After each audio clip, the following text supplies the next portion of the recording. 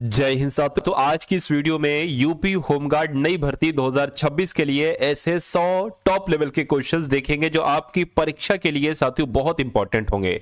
सबसे पहले साथियों मैं आपको बता दूं, मैं आपको आज की इस वीडियो में क्या क्या करवाऊंगा। मैं आपको जीके जीएस के टॉप लेवल के क्वेश्चन, यूपी जीके के क्वेश्चन और साथियों करंट अफेयर के क्वेश्चन करवाने वाला हूं जो आपकी परीक्षा के लिए सर्वोपरि है।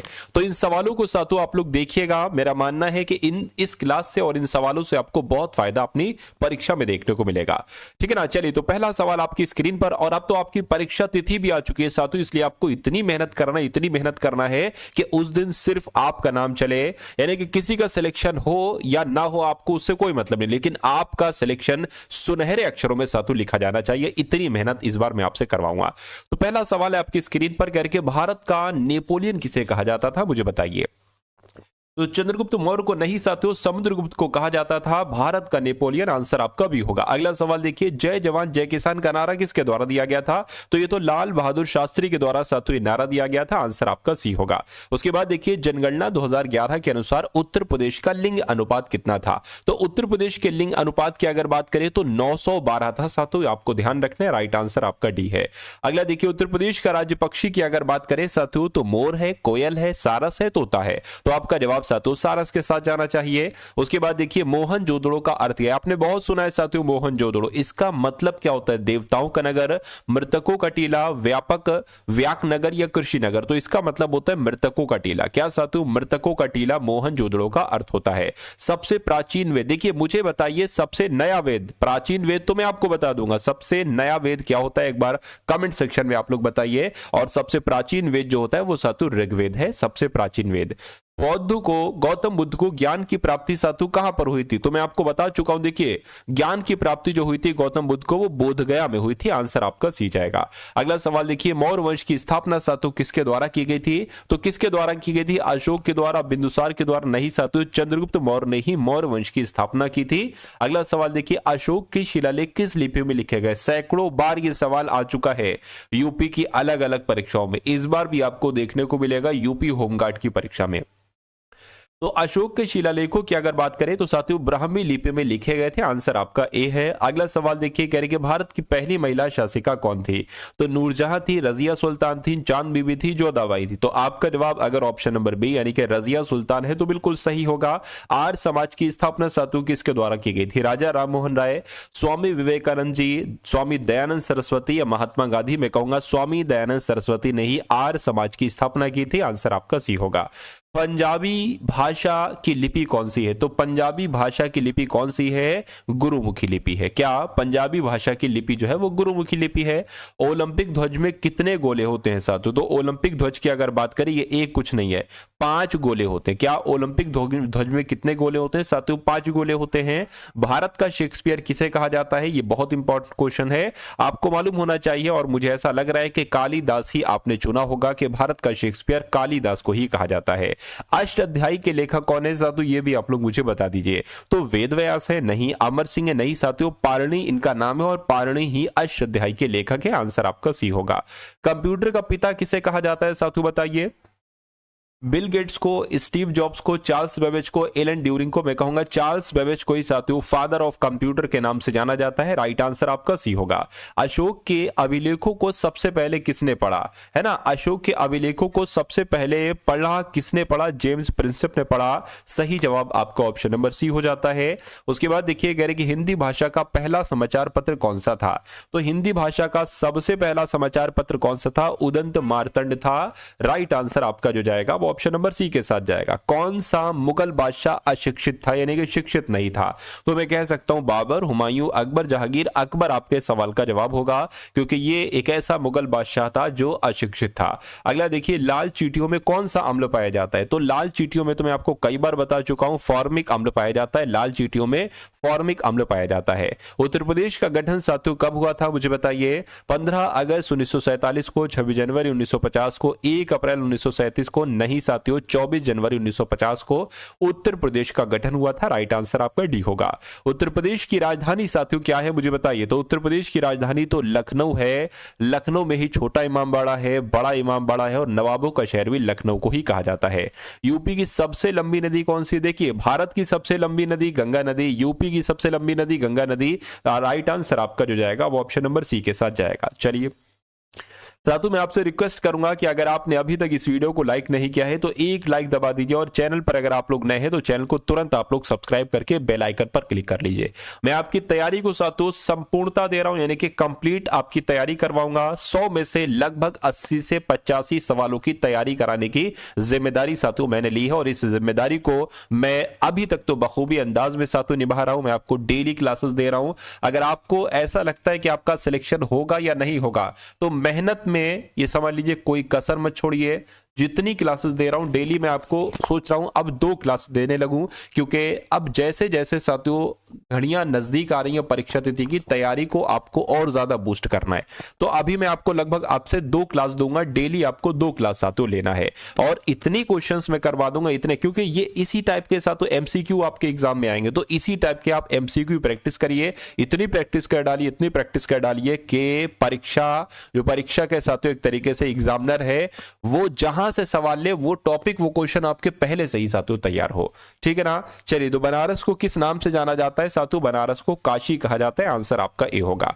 अगला सवाल आपकी स्क्रीन पर है, अयोध्या किस नदी के किनारे पर स्थित है? तो अयोध्या की अगर बात करें तो ये सरयू नदी के किनारे पर स्थित है। राइट आंसर आपका सी होगा। उसके बाद देखिए, उत्तर प्रदेश में कुल कितने जिले हैं? 76 जिला बनने की जो है वो चर्चा चल रही है, लेकिन अभी की अगर बात करें तो 75 आपका जवाब होगा। अगला देखिए, उत्तर प्रदेश की राजकीय भाषा क्या है? तो उत्तर प्रदेश की राजकीय भाषा साथियों हिंदी है। राइट आंसर आपका बी होगा। उत्तर प्रदेश की सह राजकीय भाषा क्या है? तो उत्तर प्रदेश की सह राजकीय भाषा उर्दू है। ठीक है ना। तो हिंदी की बात करिए, राजकीय भाषा है, सह राजकीय भाषा उर्दू है। अगला देखिए, यूपी की विधानसभा में कुल कितने सदस्य? मैं आपको बता चुका हूं साथियों 403 सदस्य हैं यूपी की विधानसभा में। उसके बाद देखिए नेक्स्ट नंबर का सवाल है, यूपी का सबसे बड़ा रेलवे जंक्शन साथियों कौन सा है? तो आपको याद रखना है गोरखपुर रेलवे जंक्शन की अगर बात करें तो ये उत्तर प्रदेश का सबसे बड़ा रेलवे जंक्शन है। अगला सवाल देखिए, खट्टे फलों में कौन सा अम्ल पाया जाता है? तो खट्टे फलों में हाइड्रोक्लोरिक अम्ल पाया जाता है, नाइट्रिक अम्ल पाया जाता है, साइट्रिक अम्ल पाया जाता है। मैं कहूंगा साथियों साइट्रिक अम्ल पाया जाता है खट्टे फलों में। सही जवाब आपका ऑप्शन नंबर सी होगा। भारत के अंतिम गवर्नर जनरल साथियों कौन थे मुझे बताइए? तो चक्रवर्ती राजगोपालाचारी भारत के अंतिम गवर्नर जनरल थे। मैं कहूंगा बिल्कुल सही जवाब आपका ऑप्शन नंबर बी होगा। कुतुब मीनार साथियों कहां पर स्थित है? तो आप सभी लोग जानते हैं कि कुतुब मीनार साथियों दिल्ली में स्थित है। आंसर आपका बी है। उसके बाद देखिए कहा जा रहा है कि चार मीनार कहां पर स्थित है बताइए? भोपाल में, हैदराबाद में, लखनऊ में या मुंबई में? तो हैदराबाद में चार मीनार स्थित है। सही जवाब आपका ऑप्शन नंबर बी होगा। स्वर्ण मंदिर कहां पर स्थित है? कई बार आपको बता चुका हूं साथियों, स्वर्ण मंदिर की अगर बात करें तो यह अमृतसर में स्थित है। तो आपका जवाब जो होगा साथियों वो ऑप्शन नंबर सी होगा। अगला देखिए, प्रकाश वर्ष साथियों किसका मात्रक है? समय का है, खगोलीय दूरी का है, वेग का है या ऊर्जा का है? तो प्रकाश वर्ष की अगर बात करें तो यह खगोलीय दूरी का मात्रक है। राइट आंसर जिनका भी ऑप्शन नंबर बी था तो बिल्कुल करेक्ट था। प्रकाश वर्ष किसका मात्रक है? बता चुका हूं खगोलीय दूरी का है। उसके बाद देखिए प्रकाश की गति कितनी होती है ये भी एक बार आप लोग साथियों मुझे यहां पर बतला दीजिए। चलिए तो अगर बात करते हैं साथियों, देखिए 3 लाख किलोमीटर प्रति सेकंड, यानी कि 3 लाख किलोमीटर एक सेकंड में। क्या ये प्रकाश की गति है? ये बात बिल्कुल सही है। आंसर आपका सी होगा। शिक्षक दिवस साथियों कब मनाया जाता है मुझे बताइए? तो शिक्षक दिवस तो हर साल 5 सितंबर यानी कि 5 सितंबर को शिक्षक दिवस मनाया जाता है। राइट आंसर आपका सी होगा। उसके बाद देखिए आजाद हिंद फौज की स्थापना साथियों कहां पर हुई थी? बर्मा में, जापान में, सिंगापुर में, जर्मनी में? तो सिंगापुर में ही तो हुई थी साथियों आजाद हिंद फौज की स्थापना। उसके बाद देखिए इंडिया गेट कहां पर स्थित? देखिए मुझे एक चीज बताइए, गेटवे ऑफ इंडिया कहां पर स्थित है? कमेंट सेक्शन में मुझे बताइए इंडिया गेट कहां पर स्थित है, ये मैं आपको बता देता हूं। तो मैं कहूंगा नई दिल्ली में साथियों क्या है? इंडिया गेट स्थित है। एक गेटवे ऑफ इंडिया कहां पर स्थित है साथियों? चलिए अब अगला सवाल देखिए जो मैंने आपसे पूछा वो आ गया है ना। चलिए कोई बात नहीं, मैं आपको बता देता हूं ये मुंबई में स्थित है, यानी कि इंडिया गेट है दिल्ली में, गेटवे ऑफ इंडिया मुंबई में। दोनों बातें आप लोग यहां पर याद रखेंगे। सिंधु घाटी सभ्यता का प्रमुख बंदरगाह कौन सा है? तो सिंधु घाटी सभ्यता का एक इसमें से अगर बात करें तो लोथल है। लोथल आपके इस सवाल का जो होगा वो बिल्कुल सही जवाब होगा। करो या मरो का नारा किसने दिया था मुझे बताइए? भगत सिंह ने, महात्मा गांधी जी ने, बाल गंगाधर तिलक ने, सुभाष चंद्र बोस ने? तो महात्मा गांधी जी ने ही साथियों करो या मरो का नारा दिया दिया था? आंसर आपका जो जाएगा वो ऑप्शन नंबर बी के साथ जाएगा। विश्व पर्यावरण दिवस साथियों कब मनाया जाता है? तो 22 अप्रैल को, 5 जून को, 16 सितंबर को, 10 दिसंबर को। तो आपको यहां पर जो याद रखना है 5 जून याद रखना है, क्योंकि 5 जून को विश्व पर्यावरण दिवस मनाया जाता है। राष्ट्रीय खेल दिवस साथियों कब मनाया जाता है? तो मैं कहूंगा 29 अगस्त को मनाया जाता है साथियों राष्ट्रीय खेल दिवस। और किसके लिए मनाया जाता है ये भी कमेंट में बताइए।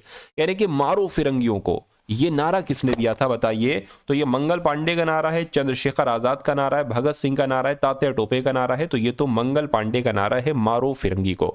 अगला सवाल देखिए, इनकलाब जिंदाबाद का नारा सातु किसने दिया था? तो इनकलाब जिंदाबाद का नारा सातु भगत सिंह के द्वारा दिया गया था। सही जवाब आपको ऑप्शन नंबर बी होगा। अगला देखिए, वेदों की ओर लौटो, क्या वेदों की ओर लौटो ये नारा किसने दिया था? तो ये स्वामी दयानंद सरस्वती के द्वारा सातु ये नारा दिया गया था। महर्षि दयानंद सरस्वती ने ही वेदों की ओर लौटो नाम का नारा दिया था। पीलिया किस अंग का रोग है? यानी कि पीलिया जो है ना ये किस अंग का रोग है? तो ये लीवर का यानी कि यकृत का रोग है। सही जवाब आपका बी होगा। काजीरंगा राष्ट्रीय उद्यान साथियों किस राज्य में स्थित है? तो काजीरंगा राष्ट्रीय उद्यान की अगर बात करें तो ये तो असम में स्थित है। कहां पर? असम में स्थित है। आंसर आपका बी होगा। उसके बाद देखिए साथियों, अब आपके सामने जो क्वेश्चन स्टार्ट होने वाले हैं वो साथियों करंट अफेयर के सवाल स्टार्ट होने वाले हैं। तो कुल मिला के 2025-26 की अगर बात करें तो जितने भी साथियों करंट अफेयर, क्योंकि आपकी परीक्षा साथियों 2026 में है तो 2025 की भी करंट अफेयर आएगी और 2026 की भी आएगी। तो 2026 की अगर बात करें वो भी करंट अफेयर मैं आपको कराऊंगा, लेकिन 2025 में जितने इंपॉर्टेंट क्वेश्चन बनते हैं उनको सबसे पहले आप लोग देख लीजिए। आपसे कहा जा रहा है कि दुनिया में तीसरा सबसे बड़ा स्मार्टफोन निर्यातक देश कौन सा बना है? तो कौन बना है साथियों? अपना देश भारत बना है। आंसर आपका जो जाएगा वो ऑप्शन नंबर सी होगा। अगला सवाल देखिए, आपसे कहा जा रहा है कि किसके उपन्यास को 34वें व्यास सम्मान के लिए चुना गया है? तो आपको यहां पर याद रखना है सूरबाला की अगर बात करें, सूरबाला के उपन्यास को 34वें व्यास सम्मान के लिए चुना गया है। उसके बाद देखिए, जमशेदजी टाटा पुरस्कार से सम्मानित किया गया। तो किसको सम्मानित किया गया? इनका नाम किरण मजूमदार शो है और इनको ही जमशेदजी टाटा पुरस्कार से सम्मानित किया गया है। उसके बाद देखिए, आपसे कहा जा रहा है कि किस राज्य के मुख्यमंत्री भूटान के राष्ट्रीय दिवस में शामिल हुए हैं? तो मैं कहूंगा साथियों असम आपके सवाल का बिल्कुल सही जवाब हो जाएगा। यानी कि असम राज्य के मुख्यमंत्री भूटान के राष्ट्रीय दिवस में शामिल हुए हैं। अगला सवाल आपकी स्क्रीन पर है, करें कि किस देश ने 2025 तक भारतीयों के लिए वीजा मुक्त यात्रा की पेशकश की है? तो क्या आपका जवाब होगा साथियों रूस? आपके सवाल का बिल्कुल सही जवाब होगा। रूस देश ने 2025 तक भारतीयों के लिए वीजा मुक्त यात्रा की पेशकश की है। अगला सवाल आपकी स्क्रीन पर है, अर्जेंटीना के राष्ट्रपति जावियर मिलेई को किस देश की नागरिकता दी गई है? तो किस देश की नागरिकता दी गई है? इटली की इनको नागरिकता दी गई है। अर्जेंटीना के राष्ट्रपति थे जावियर मिलेई इनका नाम था, और अभी इनको इटली देश की नागरिकता दी गई है। उसके बाद देखिए, गुजरात के पहले सेमीकंडक्टर असेंबली और परीक्षण संयंत्र का उद्घाटन कहां पर किया गया है? तो साथियों कहां पर किया गया है ये आपको ध्यान रखना है। सूरत में किया गया। सूरत आपके सवाल का बिल्कुल सही जवाब है। उसके बाद देखिए साथियों, अगले नंबर का क्वेश्चन आपकी स्क्रीन पर आ चुका है। देखिए इस क्वेश्चन को और साथियों आप लोग बताइए कि आपके सवाल का जवाब जो है ना वो क्या हो सकता है। आपसे कहा जा रहा है कि राष्ट्रीय सुरक्षा सलाहकार अजीत डोभाल किस देश के दौरे पर गए हैं? तो आपको मालूम होना चाहिए अभी साथियों ये चीन के दौरे पर गए हैं। आंसर आपका बी होगा। उसके बाद देखिए, विजय दिवस साथियों कब मनाया जाता है? तो विजय दिवस 16 दिसंबर को मनाया जाता है साथियों विजय दिवस। राइट आंसर आपका बी होगा। कह रहे कि कौन 105वें सदस्य के रूप में ISA में शामिल हुए हैं? तो 105वें सदस्य के रूप में साथियों मोल्डोवा देश जो है ना वो ISA में शामिल हुआ है। ये आपको ध्यान रखना है। आंसर आपका सी होगा। अगला देखिए, किस राज्य के राज्यपाल ने युवा शुद्धि अभियान शुरू किया है? तो युवा शुद्धि अभियान कर्नाटक राज्य के द्वारा शुरू किया गया। कर्नाटक ने ही साथियों युवा शुद्धि अभियान शुरू किया है। उसके बाद देखिए, कह रहे कि भारत का पहला एयर कार्गो हब कहां पर बनाया जाएगा? तो ये कहां पर बनाया जाएगा? मैं कहूंगा साथियों ये नोएडा में बनाया जाएगा। नोएडा आपके सवाल का बिल्कुल सही जवाब है। उसके बाद देखिए, किसने वैश्विक योग केंद्र बनने के लिए भारत की पहली योग नीति का अनावरण किया है? तो किसने साथियों किया है? उत्तराखंड ने किया है। उत्तराखंड आपके सवाल का जो होगा वो बिल्कुल सही जवाब हो जाएगा। अगला सवाल आपकी स्क्रीन पर है, यानी कि भारत का पहला मधुमेह बायो बैंक कहां पर स्थापित किया गया है? तो यह साथियों मैं कहूंगा चेन्नई में स्थापित किया गया है। चेन्नई आपके सवाल का बिल्कुल सही जवाब होगा। उसके बाद देखिए, कह रहे कि पद्मश्री से सम्मानित जो धैया अम्मा का निधन हुआ है वो कौन थी? लेखिका थी है ना, या साथियों पत्रकार थी या बैगा चित्रकार थी? तो बैगा चित्रकार थी, आपको ध्यान रखना है। राइट आंसर आपका सी होगा। उसके बाद देखिए, कह रहे कि भारत, फ्रांस और किस देश के बीच अरब सागर में डेजर्ट नाइट युद्ध अभ्यास शुरू हुआ है? तो जो डेजर्ट नाइट युद्ध अभ्यास शुरू हुआ है ये भारत, फ्रांस और यूएई के बीच शुरू हुआ है। आंसर आपका जाएगा बी के साथ। उसके बाद देखिए कह रहे कि कौन ट्रांस पैसिफिक व्यापार समझौते का 12वां सदस्य बन चुका है, तो मैं कहूंगा साथियों ब्रिटेन देश बन चुका है। ब्रिटेन आपके सवाल का जवाब होगा। अगला सवाल देखिए कह रहे कि किसे गूगल इंडिया का कंट्री मैनेजर नियुक्त किया गया है, तो इनका नाम प्रीति लोबाना है और प्रीति लोबाना को ही गूगल इंडिया का कंट्री मैनेजर नियुक्त किया गया है। उसके बाद देखिए किसके द्वारा लिखित पुस्तक मैनी रामायणाज मैनी लेसन्स प्रकाशित की जाएगी, तो किसके द्वारा साथियों लिखित है, ये आनंद नीलकंठन के द्वारा लिखित है। आनंद नीलकंठन आपके इस क्वेश्चन का बिल्कुल सही जवाब है। किस देश ने dark eagle anti missile system का सफलतापूर्वक परीक्षण किया है, तो साथियों किसने किया है ये आपको मालूम होना चाहिए। यूएसए ने किया है, यूएसए आपका जवाब है। उसके बाद देखिए कह रहे कि किस देश के माउंट सेमेरू ज्वालामुखी में विस्फोट हुआ है, तो मैं कह सकता हूं ये कहां पर है, ये इंडोनेशिया में है। इंडोनेशिया के माउंट सेमेरू ज्वालामुखी में विस्फोट हुआ है। उसके बाद देखिए कह रहे कि भारतीय नौसेना ने कहां संपर्क 4.0 पहल शुरू की है, तो मैं कह सकता हूं साथियों महाराष्ट्र में यह पहल शुरू की गई है। भारतीय नौसेना के द्वारा संपर्क 4.0 इस पहल का नाम है। उसके बाद देखिए कह रहे कि मिखाइल कवेलशविली को किस देश का नया राष्ट्रपति चुना गया है, तो अगर बात करते हैं साथियों जॉर्जिया देश के राष्ट्रपति चुना गया है मिखाइल कवेलशविली को। राइट आंसर आपका जो जाएगा वो ऑप्शन नंबर बी के साथ होगा।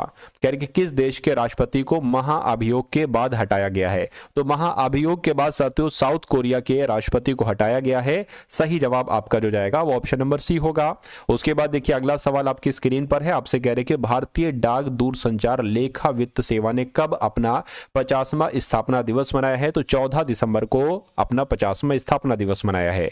उसके बाद देखिए विदेश मंत्री डॉक्टर एस जयशंकर ने नई दिल्ली में किस देश के दूतावास का उद्घाटन किया है, तो मालडोवा देश के दूतावास का उद्घाटन किया है विदेश मंत्री एस जयशंकर ने दिल्ली में किया है साथियों इसका उद्घाटन।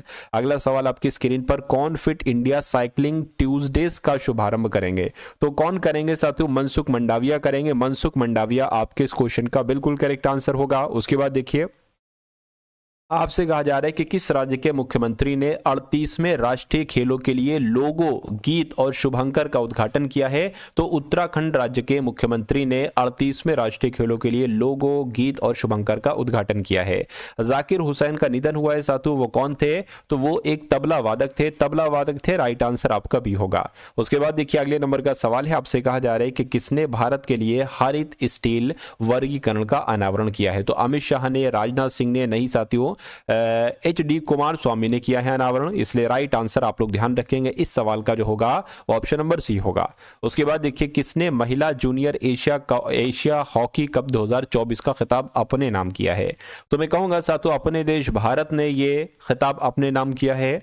उसके बाद देखिए कहा जा रहा है कि भारत और किस देश के बीच तीसरी वित्तीय वार्ता गुजरात के गिफ्ट सिटी में आयोजित की गई है, तो मैं कहूंगा साथियों यूके आपके सवाल का जवाब हो जाएगा। ठीक है ना। अगला सवाल देखिए कह रहे कि RBI ने बिना जमानत के कृषि ऋण की सीमा 1,60,000 रुपए से बढ़ाकर कितना करने का निर्णय लिया है, तो 1,60,000 से बढ़ाकर पूरे 2 लाख करने का निर्णय लिया है। यह सवाल इंपॉर्टेंट है, आपके एग्जाम में आएगा। कह रहे कि किसे अंतर्राष्ट्रीय मधुमेह महासंघ का मानद फेलो चुना गया है, तो साथियों किसको चुना गया है, डॉक्टर मोहन को चुना गया है। बिल्कुल डॉक्टर मोहन जी को चुना गया अंतर्राष्ट्रीय मधुमेह संग्रहालय का मानद फेलो। उसके बाद देखिए किस राज्य के राज्यपाल ने युवा शुद्धि अभियान शुरू किया है, तो मैं कह सकता हूं साथियों ये जो कर्नाटक राज्य के राज्यपाल हैं इन्होंने ही साथियों युवा शुद्धि अभियान शुरू किया है। आंसर आपका भी होगा। अगला सवाल आपकी स्क्रीन पर है, किस देश के खिलाड़ी इमाद वसीम ने फिर से इंटरनेशनल क्रिकेट से संन्यास लिया है, तो अगर पाकिस्तान की बात करते हैं पाकिस्तान देश के खिलाड़ी हैं, इमाद वसीम इनका नाम है और इन्होंने फिर से इंटरनेशनल क्रिकेट से संन्यास लिया है। उसके बाद देखिए अगला सवाल आपकी स्क्रीन पर है, रक्षा मंत्री राजनाथ सिंह ने 12 सुखोई 30 विमानों के लिए किसके साथ समझौता किया है, तो किसके साथ समझौता किया है, HAL के साथ समझौता किया है। आंसर आपका भी होगा। उसके बाद देखिए केंद्रीय गृह मंत्री ने किस राज्य की पुलिस को प्रतिष्ठित राष्ट्रपति निशान अलंकरण प्रदान किया है, तो मैं कह सकता हूं साथियों छत्तीसगढ़ आपके सवाल का जो होगा वो बिल्कुल सही और सटीक जवाब हो जाएगा। उसके बाद देखिए कह रहे कि किसने मौसम पूर्व अनुमान के लिए जेनकास्ट का अनावरण किया है, तो किसने साथियों जेनकास्ट जेनकास्ट का अनावरण किया है? मैं कहूंगा गूगल ने मौसम पूर्व अनुमान के लिए जेनकास्ट का अनावरण किया है। अगला देखिए कह रहे कि फ्रांकोइस बायरू को किस देश का नया प्रधानमंत्री नियुक्त किया गया है? तो ये फ्रांस के नए प्रधानमंत्री बने। कौन? फ्रांकोइस बायरू इनका नाम है और ये फ्रांस के नए प्रधानमंत्री बने। कौन प्रधानमंत्री बने? साथियों ये बात आप लोग यहां पर याद रखेंगे। उसके बाद देखिए अगला सवाल, राष्ट्रीय ऊर्जा संरक्षण दिवस कब मनाया गया है? तो ये पता साथियों कब मनाया गया है? ये तो 14 दिसंबर को मनाया जाता है। 14 दिसंबर को ही राष्ट्रीय ऊर्जा संरक्षण दिवस मनाया गया है। राइट आंसर आपका जाएगा ऑप्शन नंबर बी के साथ। तो कैसी लगी साथियों आपको ये क्लास? इसमें आप लोगों ने करंट अफेयर देखी, जीके देखी, यूपी जीके भी देखी। तो जैसी भी लगी हो एक बार कमेंट सेक्शन में जरूर बताइएगा।